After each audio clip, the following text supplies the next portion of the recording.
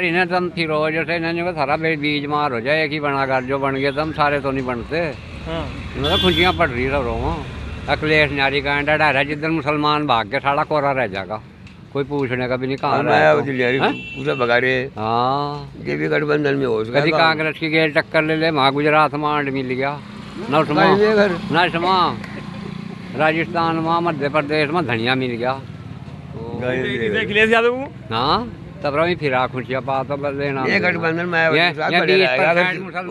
हट जो और जो सारा कभी प्रधान भी बन जा कहीं। इस पे अखिलेश यादव पे तो मुसलमान हट जाओ। हाँ, आया क्या यादव भाग जा बीजेपी में, मुसलमानों ने फिरा खिंचो कर दूंगा। क्या चाहती है कैराना लोकसभा की जनता, किसको देंगी अब की बार वोट? क्योंकि 2019-2024 में बहुत फर्क होता है। पिछली बार यहाँ से 2019 में प्रदीप चौधरी जी सांसद चुने गए थे।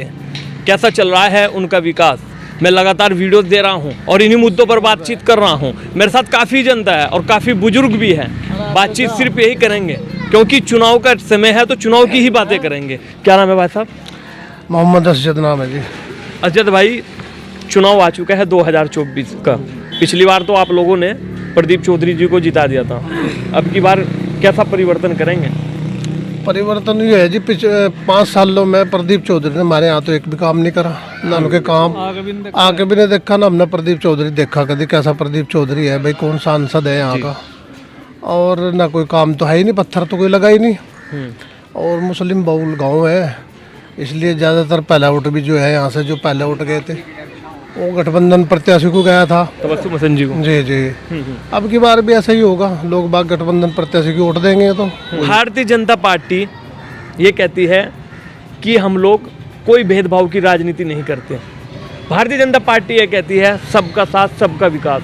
क्या आपको लगता है? नहीं, ऐसा नहीं है जी, सबका साथ सबका विकास कहाँ है?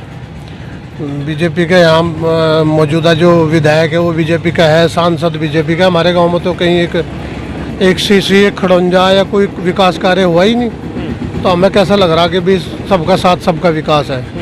ये तो ऐसा नहीं है, सबका साथ सबका विकास नहीं है। आपको लगता है कि पक्षपात करती है भारतीय जनता पार्टी? पक्षपात तो खुले में खुला दिख रहा है सबको, पक्षपात ही है जी। अगर सबका साथ सबका विकास होता तो काम होते हमारे गाँव में, भले ही चाहे वोट ना दो, लेकिन जो MP बन गया, विधायक बन गया, वो सबके लिए बन जा।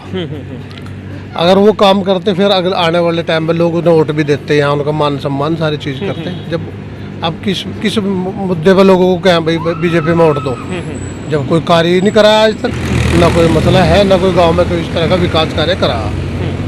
तो कैराना लोकसभा पे अब की बार काफ़ी दावेदारी है चाचा जी।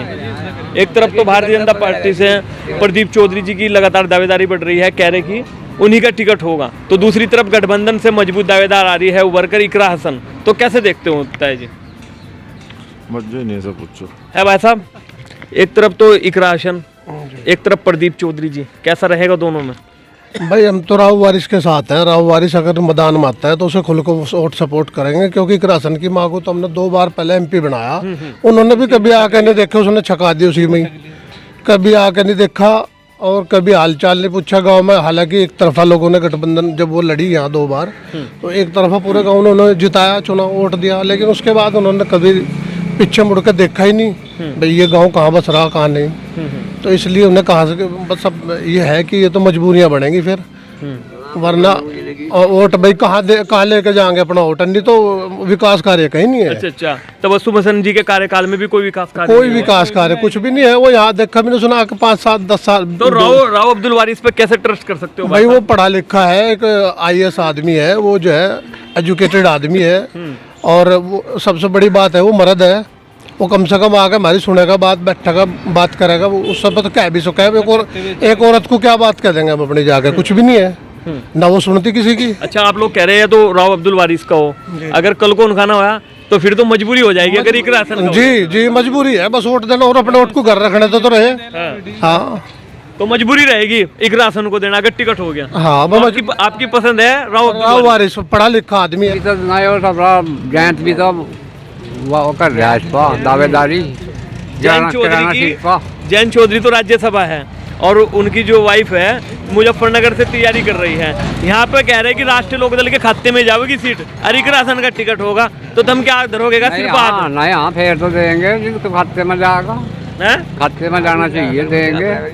RLD के खाते में सीट चली गई हाँ बड़ी, तो एक राशन के सिर पे हाथ रखोगे? हाँ रखेंगे। और राव अब्दुल वारिस के ये वोट का सारे यहीं आवांगे, सारे मारे जुम्मा लग रहे। अच्छा क्या कह रहे हैं जी? जो गठबंधन से आएगा उसी से देंगे यहाँ जो गठबंधन से आएगा उसी को दे। जो है का गठबंधन दिन का तो लग रहा आगे होने का नहीं मुश्किल लगा हैं? ना, नाइयों की बरात में सारे चौधरी आपका कौन भरागा? हाँ इनमें खुशियाँ ही नहीं मटती सब की, सारे तो प्रधानमंत्री बनना सोच रहे। तो सारे प्रधानमंत्री सोच रहे बनना। अगर अच्छा एक बात सुनो, गठबंधन में तुम कह रहे कि मुश्किल लग रहा, अगर मायावती आ जाए गठबंधन में ठीक रह जाए? जो कोई दिक्कत नहीं है, बढ़िया रहेगी, बढ़िया रहेगी, बढ़िया रहेगी, बढ़िया रहेगी। नहीं चलने का नहीं काम यो। हाँ मुश्किल है, लेकिन चर्चा ये है कि बहुजन समाज पार्टी गठबंधन में नहीं है, और ना वो होती तो कैसे जीत जाएंगे चुनाव, कैसे भारतीय जनता पार्टी को टक्कर दे देंगे? अजी अगर यो मायावती का गठबंधन नहीं होता तो यहाँ हारेंगे, हर हालत में हारेंगे, गठबंधन भी यहाँ से फिर हारेंगे।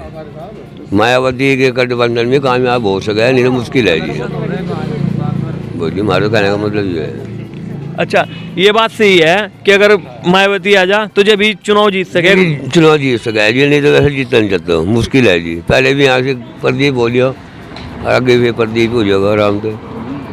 अब के पहले भी प्रदीप और अब कभी प्रदीप? हाँ प्रदीप हो जाएगा जी ऐसे तो।